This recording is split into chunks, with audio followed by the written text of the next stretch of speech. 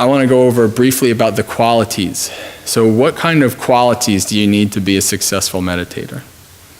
First one is discipline. Why do you need discipline? You need discipline for those days that your mind is going to say, you don't need to meditate. You worked hard.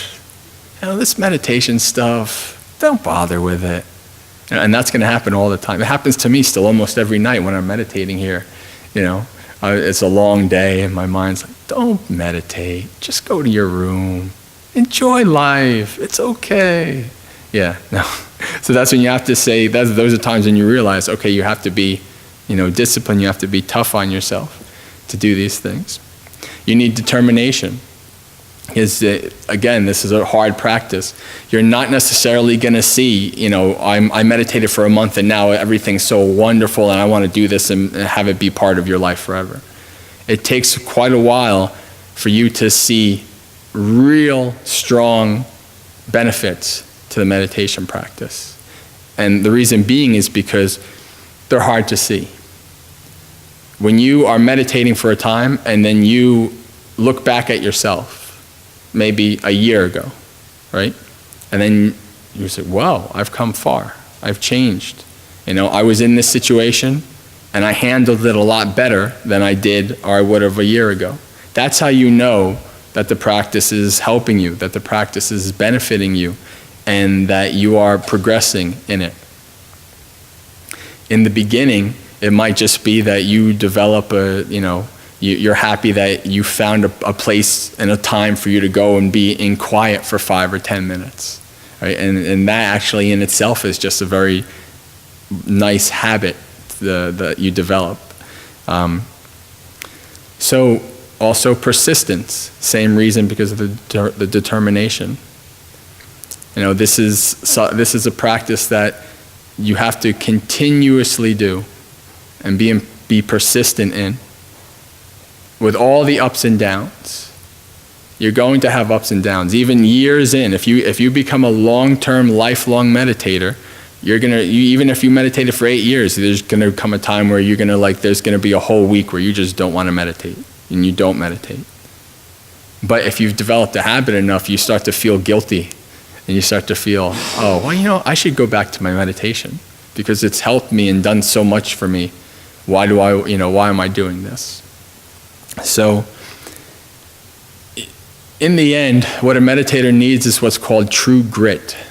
That's a mental toughness, the ability to really sit and to be with things that we don't want to deal with, in our own mind and also our experiences in the world. And so, okay, now it sounds like we're ready to, join the military. We're tough. We're disciplined, we're ready to go. That's only half of what a meditator needs to be successful. They also need self-compassion. There are times where you are going to be very critical of yourself, very judgmental. You need that compassion to help you realize that you're not a perfect being, that you're on this path, that you're practicing, that you're trying to develop yourself day by day. And you make mistakes. You're going to be stupid. You're going to make mistakes. You're going to do unskillful things. It happens. That's life. That's part of being a human being. And so you don't become so hard on yourself. You develop that compassion. So self-compassion is extremely important. Another thing is self-confidence. Self-confidence is also very important because you're not going to get very far in the practice if you're always having a lot of doubts about yourself or the practice. Like, I can't do this, I really suck, all these kind of things. That's going to be a hindrance to your practice. So really the self-confidence is something that's important, and that will be a very big benefit to your practice. Another is open-mindedness. Being open-minded, I can't underscore how important being open-minded is in this practice. Because you're going to see things, if you develop this practice, no matter what kind of meditation you're doing, whether you're a Buddhist, Christian, Hindu, whatever, you're going to start to see things in your experience that are not going to be pleasant and that are going to make you question everything that you hold dear, even the fact that you think that you have this permanent self.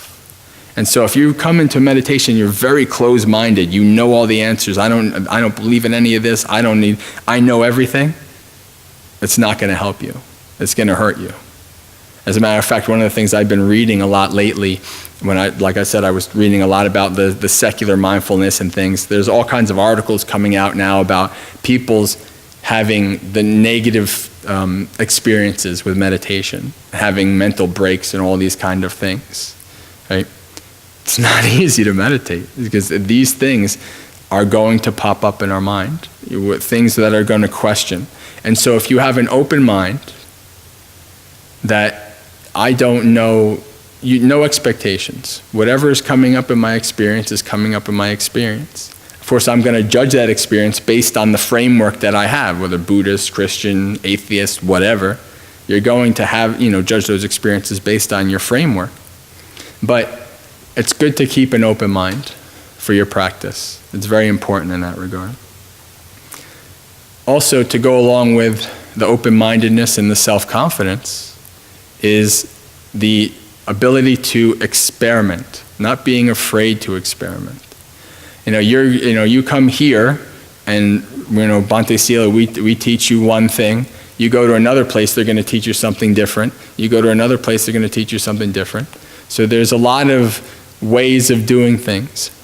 And the ultimate judge as to whether that practice, that way works for you, is you in your own experience, in your own practice.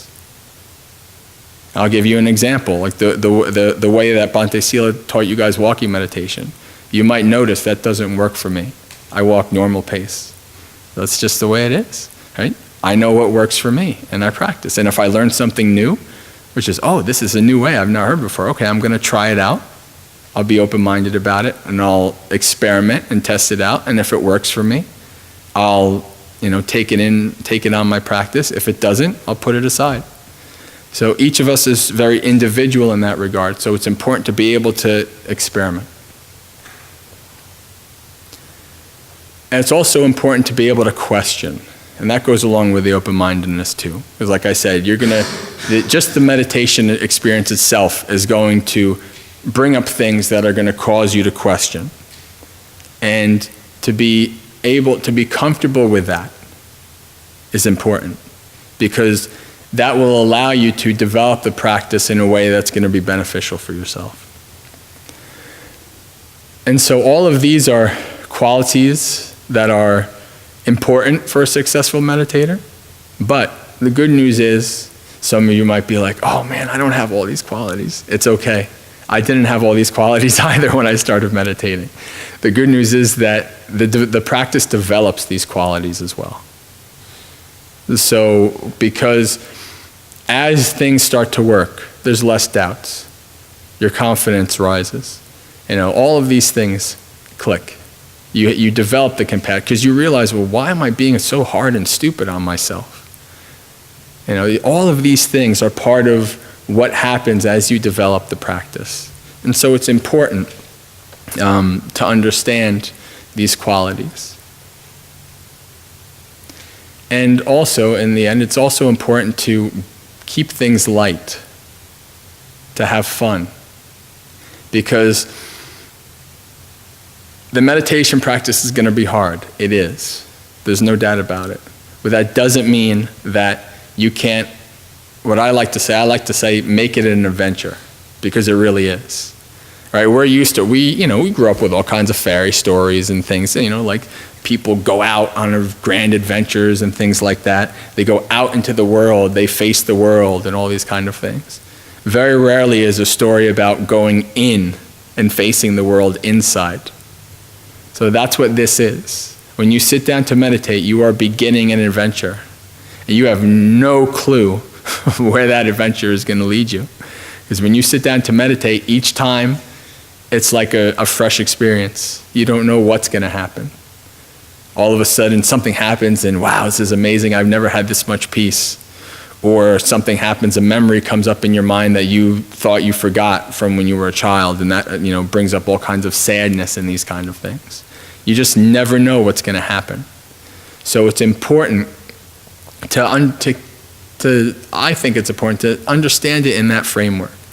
When you look at your mind, right, when you think about like dark dungeons and things like that, what are in like dark places, like under the bed, in the woods at night, all these things? Monsters, right? Creatures, things that can harm us, things that can hurt us. But what else is there usually in these stories? What else is in the darkness? What else is behind the things that we fear most? Treasure. You never know what is out there. So when you sometimes to face your fears and to deal with the deepest, scariest things, you come out of that with something that you never thought you could have. And it just changes your life and it makes everything better. So it's important to understand that, I think, to understand, to make it, and it also helps to, because sometimes the practice can become, we can get into a monotonous aspect of it. We think, oh, okay, well, it's just something I do. It's, 4 o'clock this, 5 o'clock that, 6 o'clock I sit down and meditate. And then, okay, I checked it off my habit, trainer or whatever. That, we don't want that to happen to our practice. Because it is something that it can be something that's amazing. It can be something that's so life-changing and so beneficial that it literally just becomes part of who you are and what you do. And that's important. It's okay to smile. Normally when we think of even Buddhist monks, we think Buddhist monks are supposed to be like, smile. Because what I found is actually when you start to understand your mind, when you start to look at your mind, there is no better form of entertainment than your mind. Your mind will do and say the stupidest, silliest, ridiculous things.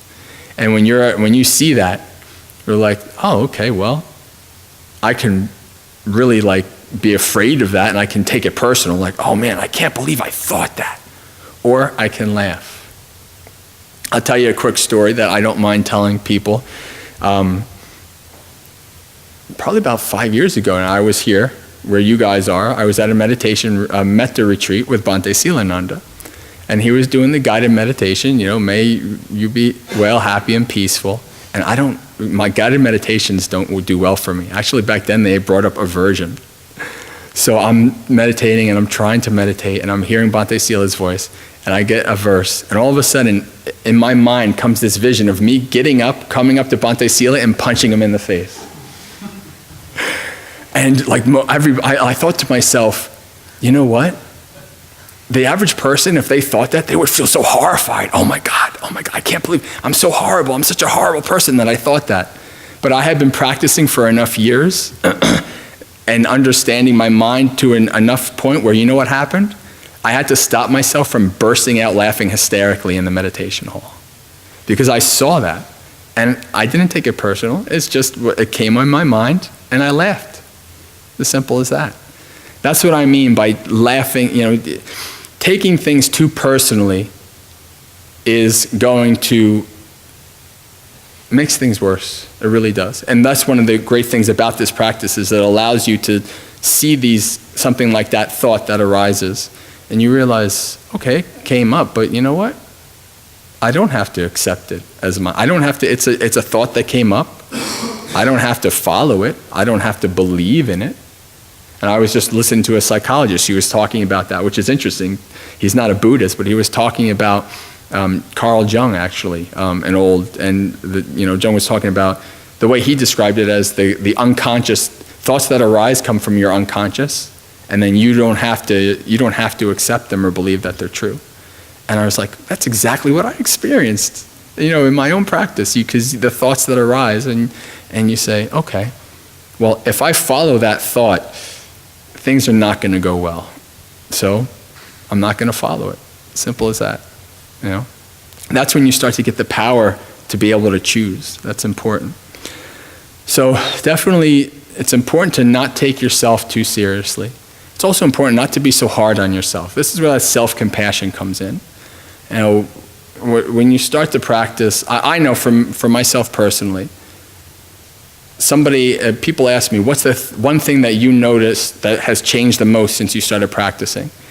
And the one thing for me is that I've dropped, not completely, because I'm not an awakened being yet, but I've dropped in a large amount, I've dropped self-criticism and self-judgment.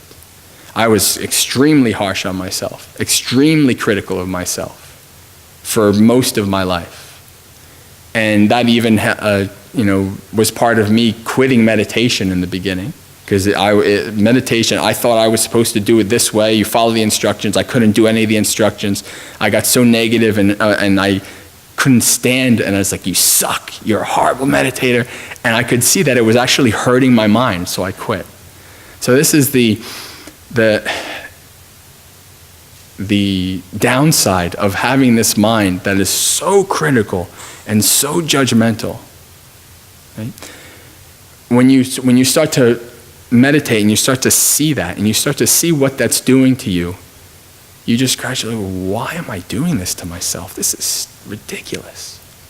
And then you know what happens when you stop judging yourself too much and you stop being so critical about yourself? You stop being judgmental and critical about others as well. Because when you start to understand your mind and see into your mind, you understand people. You understand how others are. We all have different proclivities and we all like different things and stuff like that.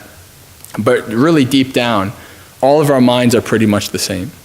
In Buddhism, we would say all our minds have greed, hatred, and delusion. That's where a lot of our actions stem from, greed, hatred, and delusion. As a matter of fact, an awakened being, the definition for nibbana is the abandoning of greed, hatred, and delusion. An awakened being has no more greed, hatred, and delusion. So, when we understand ourselves, we understand others. It's as simple as that.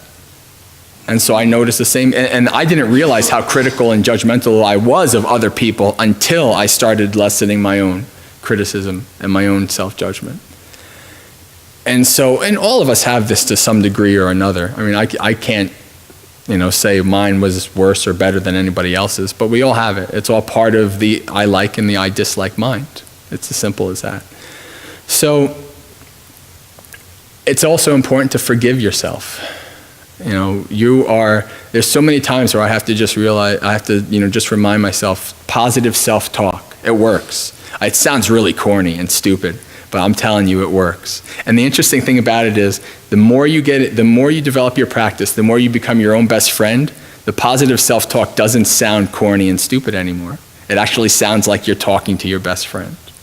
So it's important to be able to forgive yourself. Sometimes I have to say, if anger comes up or I do something stupid, I just have to say, well, I'm just not there yet. I'm doing the best I can, I'm practicing, but I'm not there.